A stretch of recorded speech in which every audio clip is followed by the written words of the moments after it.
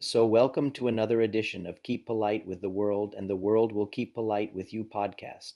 We are on a daily doing a Bible reading and then incorporating that into our daily lives and seeing how we can find practical lessons in the scriptures in themselves. Even though this is not a theocratic channel, if you will, or one where we aim to communicate or teach religious matters, we do find, and you will see that in today's recording based on Genesis 14, how adding God to the equation, factoring God into the equation helps us and is very, very practical for you, for me, and for all those listening. So let's get right down to it. Genesis 14 says the following.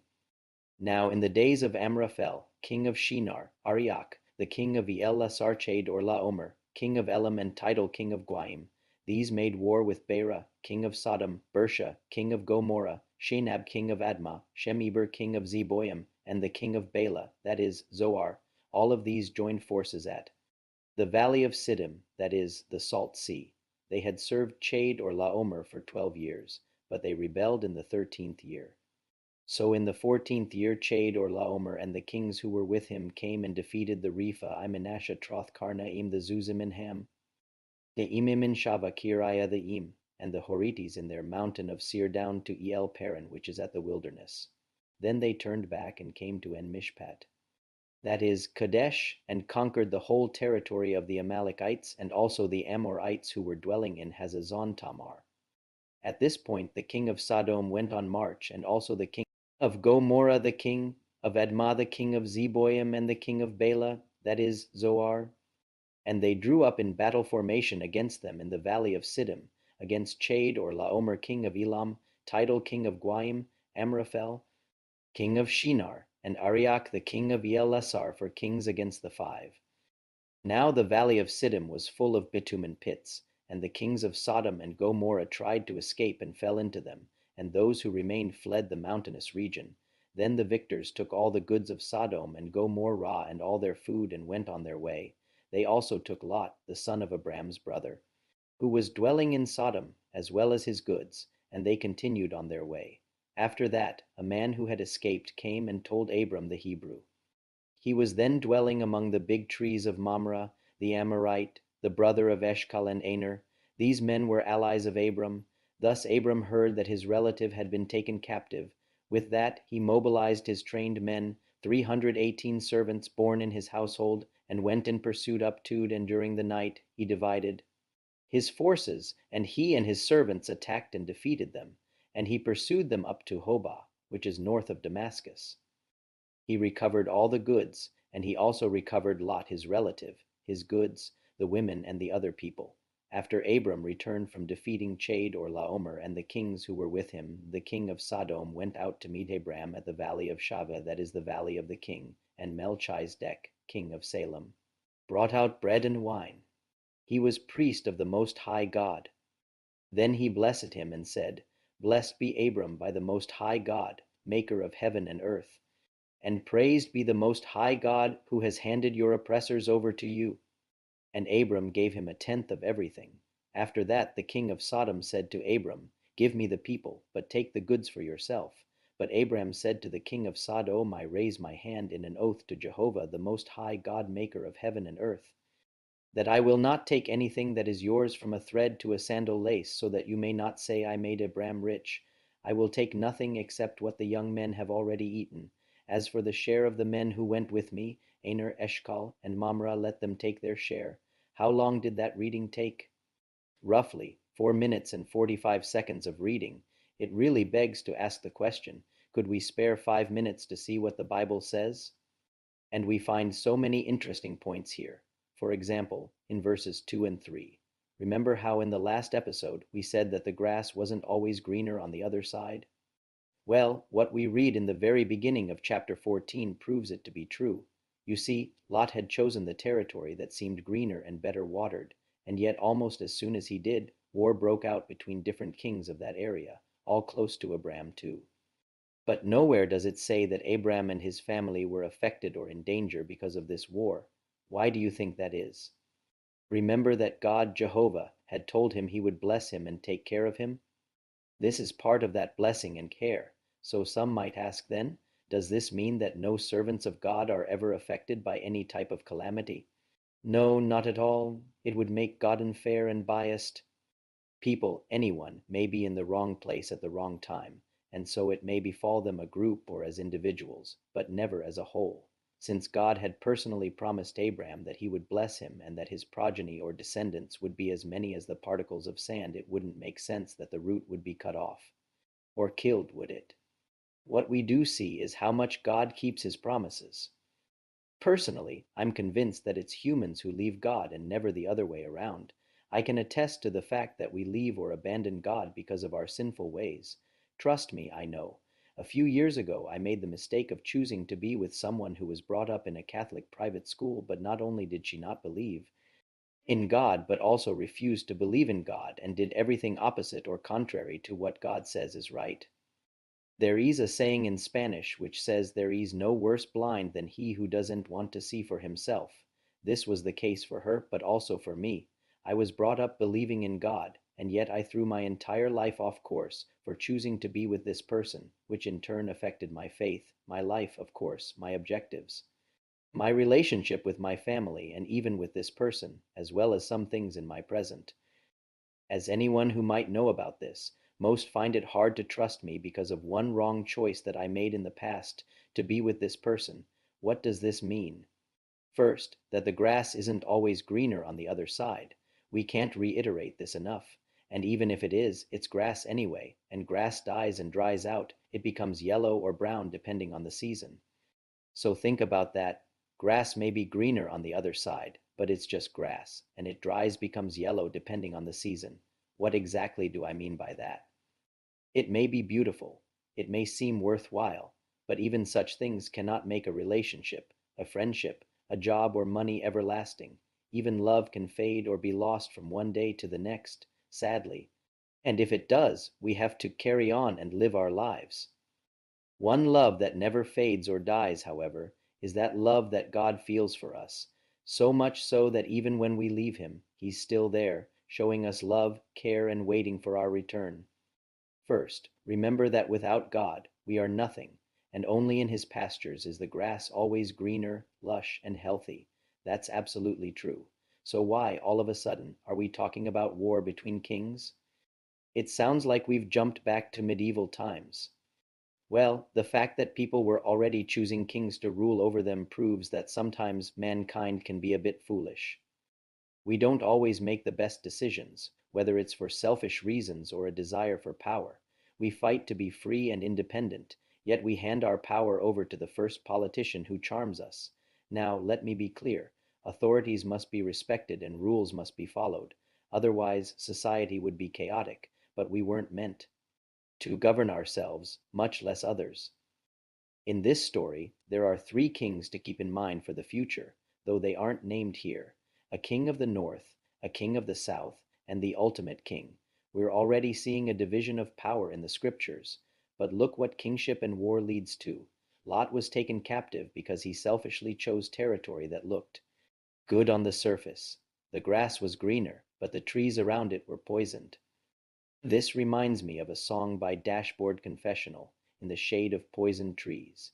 It asks a powerful question: are we as safe as we let ourselves believe? Think about it. We put our trust in this government or that party, but what are we really giving our power to? Say the party you voted for attacks another country. How much of that is on you for electing them? That's what I mean by poisoned trees. In this case, Lot was taken captive. Now imagine you're Abram and you hear this news. What would you do? Would you hold a grudge and think, well, he made his choice, he can figure it out himself? Most people would. But what did Abram do? He didn't think twice. He gathered his men and went to rescue his nephew. He didn't hesitate. Why? Because it was his family. My personal experience is that we often hold our family to impossible standards. When they fall short, we judge them harshly, even when we make mistakes ourselves. We can hold a grudge for years over something we'd forgiven a friend. I know families like that. They forgive, but they never forget, and the silent treatment can last forever. How sad is it to lose a family member while still holding on to a grudge? Our family should be our highest priority. Abram sets the perfect example, risking his own life to save the nephew who had been selfish. So let me ask you, can we forgive our family members for their past mistakes? Can we rescue them from our own cold shoulder and rescue our own hearts from bitterness? We should, because our health is at stake. Holding on to a grudge brings bitterness and sadness every single time.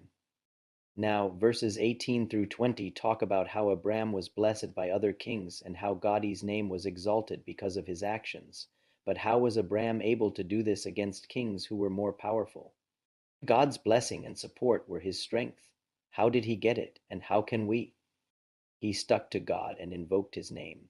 We can too. 2 Corinthians 2:7 says that this power that is beyond normal comes from God.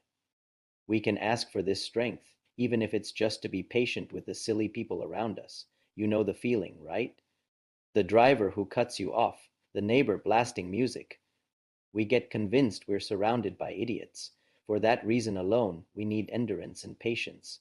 If we can handle that, we can handle anything. How do we know it's God's doing? When the high priest blessed Abram, he said, "Blessed be Jehovah for this victory." When we factor God into the equation, we can count on being on the winning side. This is why I'm doing these sessions.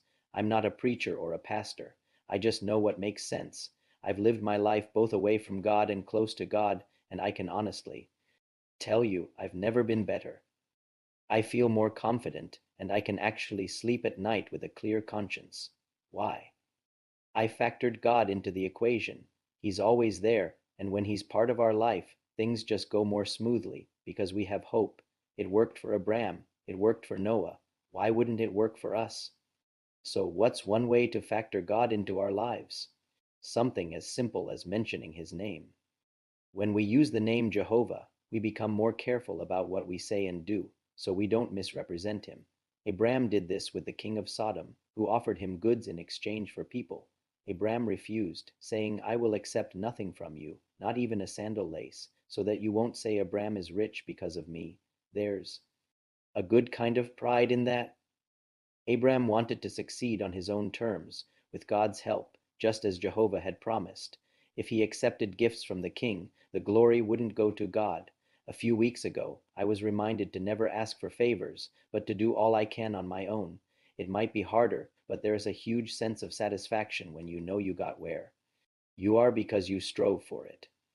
No one can throw it in your face. It takes discipline, self-control, patience, and faith. But trust me, when you arrive on your own 2 feet, you stand taller. And this is where I want to call on influencers.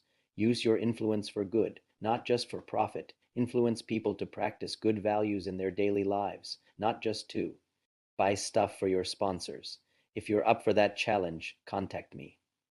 Let's work together so you can be an influencer for good instead of just continuing the high school popularity contest. So let's remember the key points. We need to represent God well. The grass isn't always greener on the other side. And if God is part of the equation, life is just better and more purposeful. Be careful not to lie in the shade of poison trees, and be careful who you give your trust to. If we stick to God and invoke His name, we will be blessed, and we bring a blessing to His name. We can prove this through our actions, our words, and our thoughts. This isn't a religious channel, but when we factor God into the equation, everything makes more sense and we live a more purposeful life. Think about that as you go through your day. I hope you've enjoyed today's session. Until next time, when we'll look at Genesis 15, take care of yourself and take care of the world around you. Thank you so much.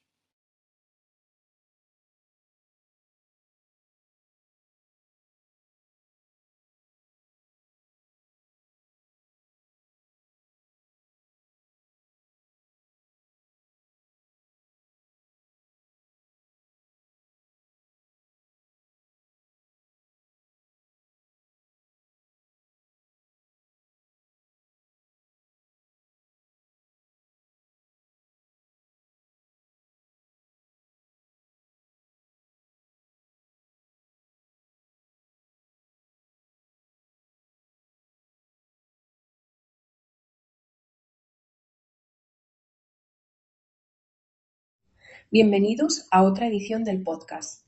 Mantente cortés con el mundo y el mundo se mantendrá cortés contigo.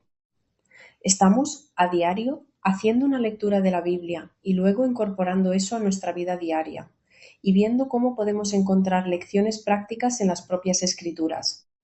Aunque este no es un canal teocrático, por así decirlo, o uno en el que pretendamos comunicar o enseñar asuntos religiosos, sí, encontramos, y lo verán en la grabación de hoy, basada en Génesis 14, cómo añadir a Dios a la ecuación, incluir a Dios en la ecuación, nos ayuda y es muy, muy práctico para ti, para mí y para todos los que están escuchando. Así que vayamos directo al punto. Génesis 14 dice lo siguiente. Ahora bien, en los días de Amrafel, rey de Shinar, Arioch, rey de Elásar, Chedorlaomer, rey de Elam, y Tidal, rey de Goyim. Estos hicieron guerra con Beerra, rey de Sodom, Birsha, rey de Gomorra, Shinab, rey de Adma, Semeber, rey de Zeboim, y el rey de Bela, es decir, Zoar. Todos estos unieron fuerzas en el valle de Siddim, es decir, el mar Salado. Habían servido a Chedorlaomer durante 12 años, pero se rebelaron en el año 13. Así que en el año 14, Chedorlaomer y los reyes que estaban con él vinieron y derrotaron a los Refaim en Asteroth Karnaim, a los Zufim en Ham, a los Emim en Shabek Kiriataim y a los Jorites en su montaña de Seir hasta el Parran, que está junto al desierto. Luego se dieron la vuelta y llegaron a En-Mishpat, es decir, Cades, y conquistaron todo el territorio de los Amal-Equites y también de los Amorites que habitaban en Hazán Tamar. En este punto el rey de Sodom salió en marcha, y también el rey de Gomorra, el rey de Adma, el rey de Zeboim y el rey de Bela, es decir, Zoar.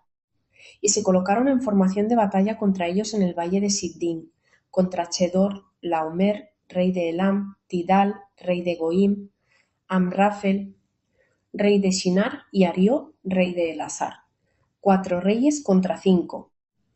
Ahora bien, el valle de Siddim estaba lleno de pozos de betún, y los reyes de Sodom y Gomorra intentaron escapar, y cayeron en ellos, y los que quedaron huyeron a la región montañosa.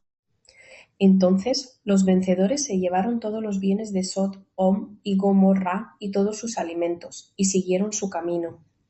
También se llevaron a Lot, el hijo del hermano de Abram que estaba viviendo en Sodom, así como sus bienes, y continuaron su camino. Después de eso, un hombre que había escapado vino y se lo contó a Abram, el hebreo.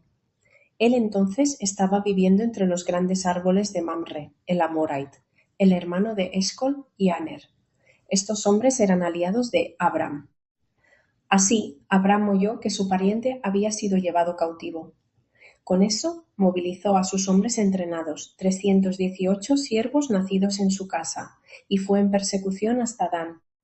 Durante la noche dividió sus fuerzas, y él y sus siervos los atacaron y los derrotaron, y los persiguió hasta Joba, que está al norte de Damasco.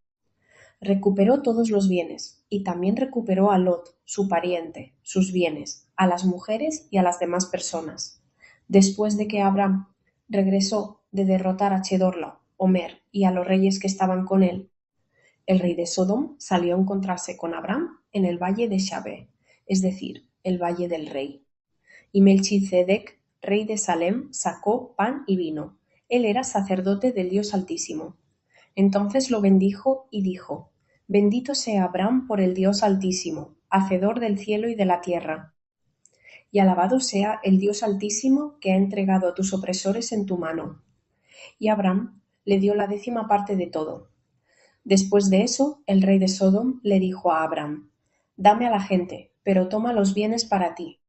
Pero Abram le dijo al rey de Sodom: Yo levanto mi mano en juramento a Jehová, el Dios Altísimo, hacedor del cielo y de la tierra, que no tomaré nada que sea tuyo, desde un hilo hasta una correa de sandalia, para que no digas: Yo hice rico a Abram. No tomaré nada, excepto lo que los jóvenes ya han comido.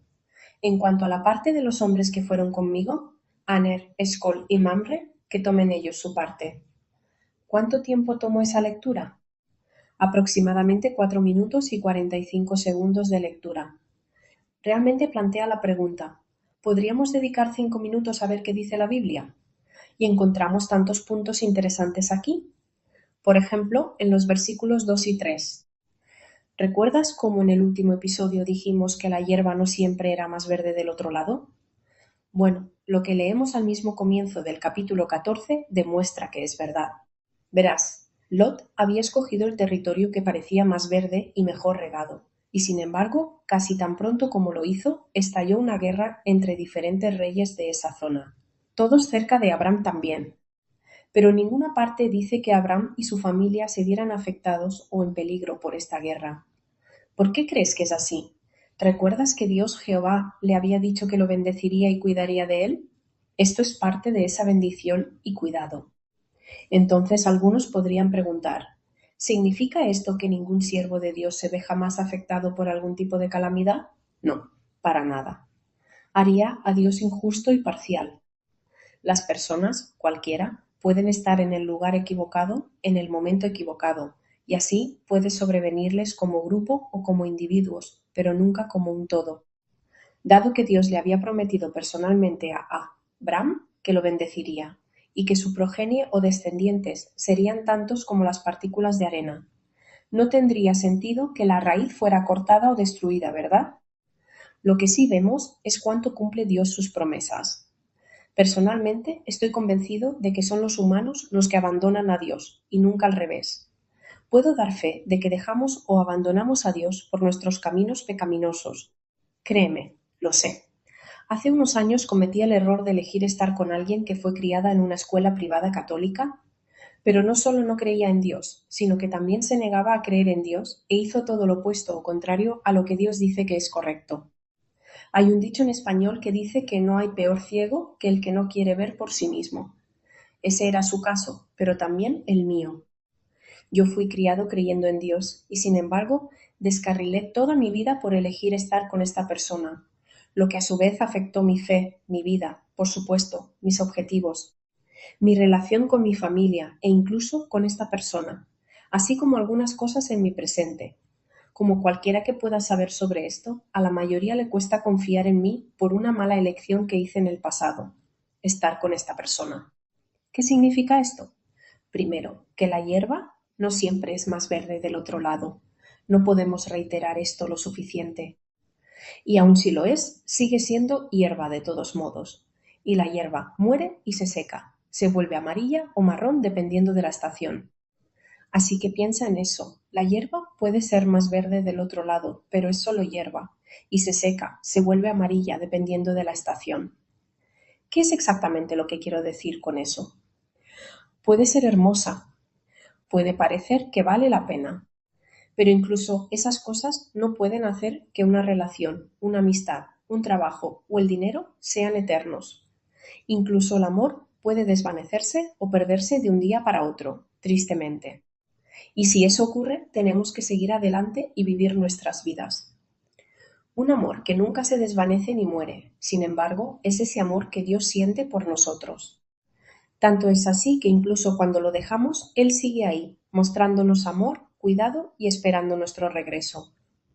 Primero, recuerda que sin Dios no somos nada, y solo en sus pastos la hierba es siempre más verde, exuberante y saludable.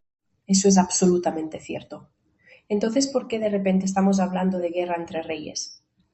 Suena como si hubiéramos saltado de vuelta a tiempos medievales.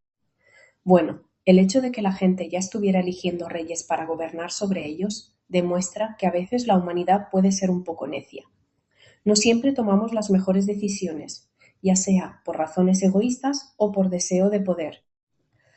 Luchamos por ser libres e independientes y, sin embargo, entregamos nuestro poder al primer político que nos encanta. Ahora, quiero ser claro, las autoridades deben ser respetadas y las normas deben ser seguidas. De lo contrario, la sociedad sería caótica. Pero no fuimos hechos para gobernarnos a nosotros mismos, y mucho menos a otros. En esta historia hay tres reyes que hay que tener en mente para el futuro, aunque no están nombrados aquí. Un rey del norte, un rey del sur y el rey supremo. Ya estamos viendo una división de poder en las escrituras.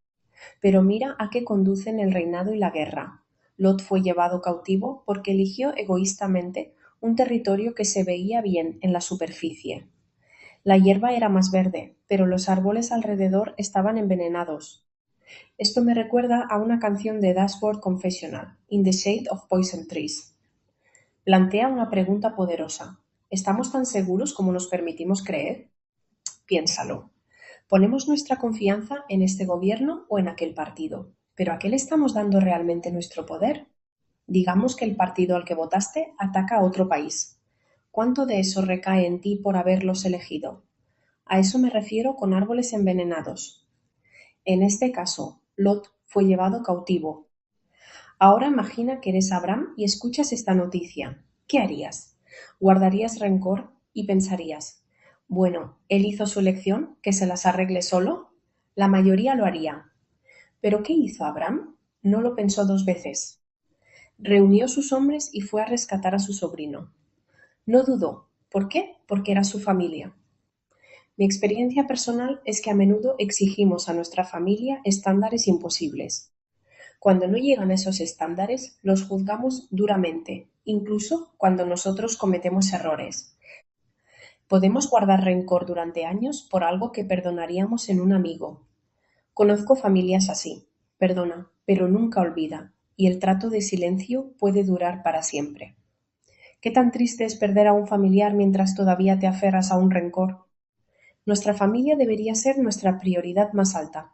Abraham pone el ejemplo perfecto, arriesgando su propia vida para salvar al sobrino que había sido egoísta. Así que permíteme preguntarte, ¿podemos perdonar a nuestros familiares por sus errores pasados? ¿Podemos rescatarlos de nuestro propio hombro frío y rescatar nuestros propios corazones de la amargura? Deberíamos, porque nuestra salud está en juego. Aferrarse a un rencor trae amargura y tristeza cada vez. Ahora, los versículos 18 al 20 hablan de cómo Abraham fue bendecido por otros reyes y cómo el nombre de Dios fue exaltado por sus acciones. Pero, ¿cómo fue Abraham capaz de hacer esto contra reyes que eran más poderosos? La bendición y el apoyo de Dios fueron su fuerza. ¿Cómo la obtuvo? ¿Y cómo podemos nosotros? Se mantuvo con Dios e invocó su nombre. Nosotros también podemos. Segunda de Corintios 4:7 dice que este poder, que está más allá de lo normal, viene de Dios. Podemos pedir esta fuerza, aunque solo sea para ser pacientes con la gente tonta que nos rodea. Ya sabes la sensación, ¿verdad? El conductor que te cierra el paso, el vecino con la música a todo volumen. Nos convencemos de que estamos rodeados de idiotas. Por esa sola razón necesitamos resistencia y paciencia. Si podemos manejar eso, podemos manejar cualquier cosa. ¿Cómo sabemos que es obra de Dios? Cuando el sumo sacerdote bendijo a Abraham, dijo, «Bendito sea Jehová por esta victoria». Cuando incluimos a Dios en la ecuación, podemos contar con estar del lado ganador.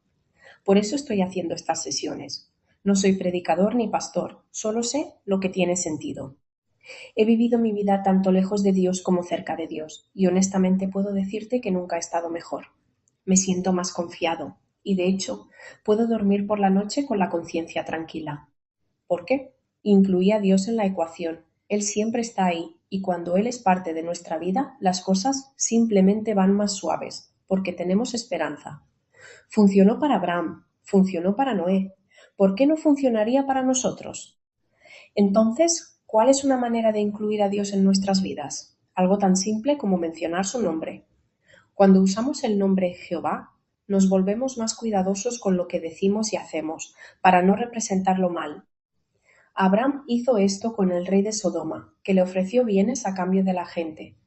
Abraham se negó, diciendo, «No aceptaré nada de ti, ni siquiera la correa de una sandalia, para que no digas, Abraham es rico gracias a mí». Hay un buen tipo de orgullo en eso. Abraham quería salir adelante en sus propios términos, con la ayuda de Dios, tal como Jehová había prometido. Si aceptaba regalos del rey, la gloria no iría a Dios. Hace unas semanas me recordaron que nunca pidiera favores, sino que hiciera todo lo que pudiera por mi cuenta. Puede ser más difícil, pero hay una enorme sensación de satisfacción cuando sabes que llegaste a donde estás porque te esforzaste por ello. Nadie puede echártelo en cara. Requiere disciplina, autocontrol, paciencia y fe. Pero créeme, cuando llegas por tus propios pies, te mantienes más erguido. Y aquí es donde quiero hacer un llamado a los influencers. Usen su influencia para bien, no solo para lucro. Influyen a las personas a practicar buenos valores en su vida diaria, no solo a comprar cosas para sus patrocinadores.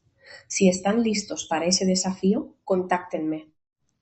Trabajemos juntos para que puedas ser un influencer para el bien, en lugar de simplemente continuar el concurso de popularidad de la escuela secundaria. Así que recordemos los puntos clave. Necesitamos representar bien a Dios. La hierba no siempre es más verde del otro lado. Y si Dios es parte de la ecuación, la vida es simplemente mejor y más llena de propósito. Ten cuidado de no recostarte a la sombra de árboles envenenados. Y ten cuidado a quién le das tu confianza.